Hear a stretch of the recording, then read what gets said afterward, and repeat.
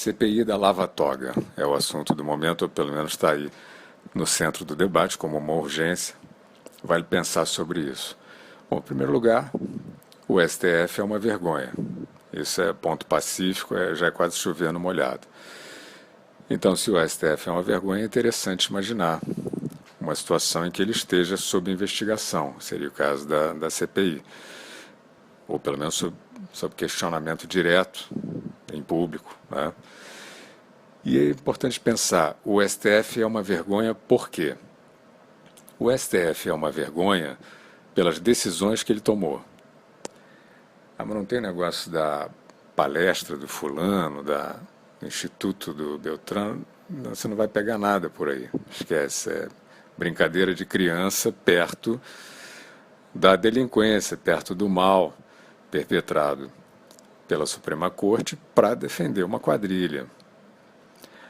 Mas vai descobrir o que eles levaram nisso? Não, eles levaram a toga. O que eles levaram para defender uma quadrilha? A toga. Eles levaram o presente, né? O suborno, entre aspas, é virar juiz supremo. E aí você imagina a situação da CPI, então, né? Você imagina o depoimento do Barroso. Barroso, por que você disse que a quadrilha não era quadrilha? Porque o Barroso decidiu, né? Através dos embargos infringentes ali, também conhecidos como embargos refrescantes, que ele decidiu que a quadrilha do PT, do Lula, do Dirceu, não era quadrilha, o que foi uma mão na roda, né, para esses personagens que estavam no poder roubando o país.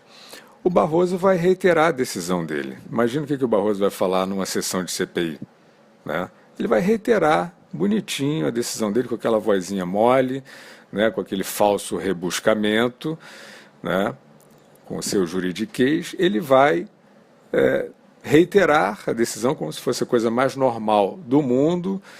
Ainda vai ser lambido ali por essa imprensa que gosta de lambê-lo, né? Assim, o Barroso tem um monte de distraído aí que acha que o Barroso é pela Lava Jato, né? Enfim, um monte de mal-entendido.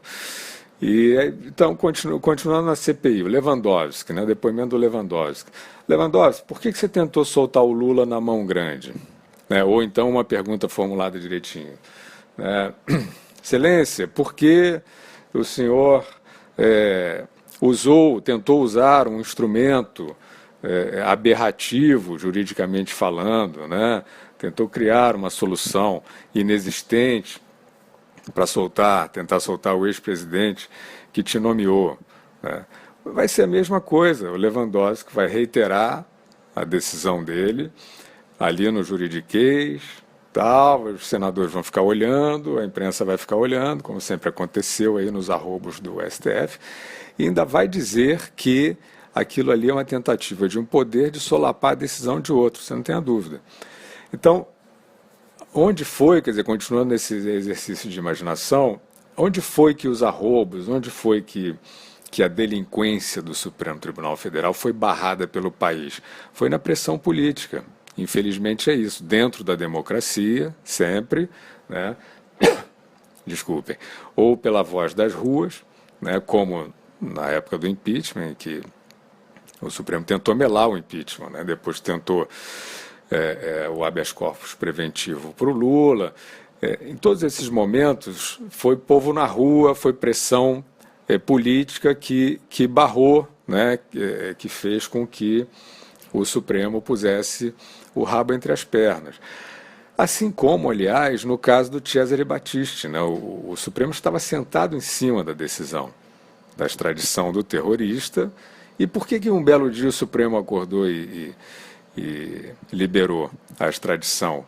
Por pressão política, no caso do governo eleito, porque esse era um ponto crucial para o Sérgio Moro, foi feita pressão política.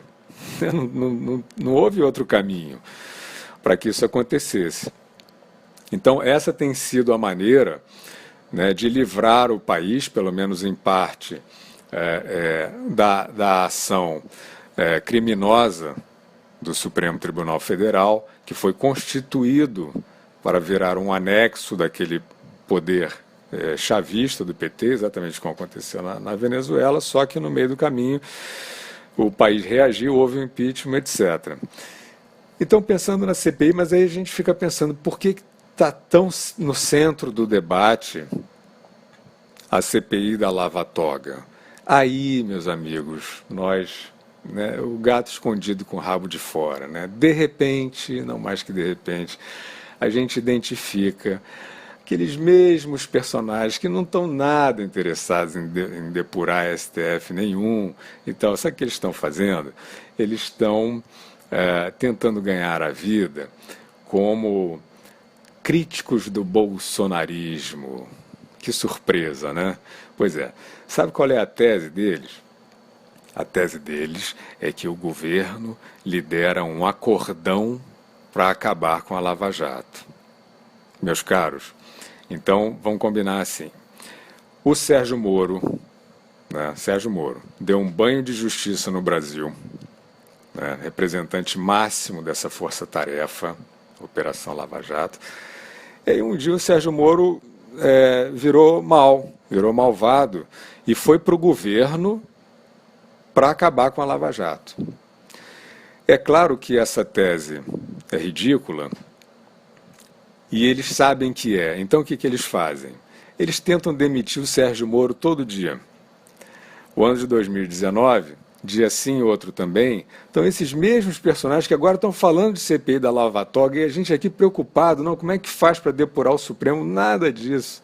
Estão fazendo aquele mesmo joguinho que estão fazendo o ano inteiro, tentando, no caso dessa tese deles, demitir o Moro. Por quê? Porque se eles demitirem, conseguirem, né, a derrubada do Moro, aí dá para dizer, tá vendo?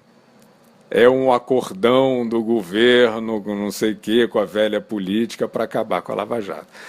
Só que, meus caros, essa demissão do Moro, o Moro já foi demitido umas 257 vezes esse ano, não deu certo, até agora pelo menos, e aconteceu exatamente o contrário, né? A cada tentativa de fritura que vocês fazem publicamente, o Sérgio Moro aparece com novos resultados de queda de índices de criminalidade, ou seja, o Sérgio Moro vem esfregar na cara de vocês que as instituições estão bem, estão funcionando, estão operando, né? E o Brasil, o projeto de segurança, o projeto de combate a todos os tipos de crime, está caminhando em frente, expondo, portanto, o papel de vocês, que não é lava-jato nenhuma, né? Vocês estão querendo surfar, né, nessa suposta resistência ao fascismo imaginário, ao bolsonarismo, etc., atrapalhando a agenda de recuperação do país, que não é do Bolsonaro, não, que não é nem do Moro, que é do país. Vocês estão aí, né, brincando de sabotagem, né?